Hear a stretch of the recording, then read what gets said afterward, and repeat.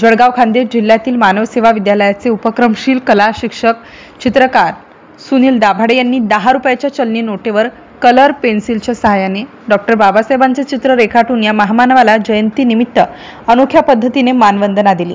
आपल्या पेनाच्या ताकदीवर न्याय, समता, बंधुता मिळवून देणारा, सर्वांना शिकण्याचा हक्क आणि न्याय मिळवण्याची ताकद देऊन गुलामगिरीच्या अंधारातून उज्ज्वल प्रकाश दाखवणाऱ्या डॉक्टर बाबासाहेब आंबेडकर यांची 14 एप्रिल 2025 रोजी जयंती साजरी करण्यात येत आहे। गरीब, दीन, दलित, पीडित, खचलेल्या समाजातील सर्वांच्या जीवनात आपल्या शिक्षण व बुद्धीच्या जोरावर ज्यांनी ऐश्वर्य आणलं, त्या बाबासाहेबांची प्रतिमा चलनी नोटांवर किती शोभून दिसेल या कल्पनेतून कला शिक्षक सुनील दाभाडे यांनी कलर पेन्सिलने 10 रुपयांच्या नोटवर हे चित्र साकारून बाबासाहेबांना जयंतीनिमित्त अनोखे अभिवादन केले।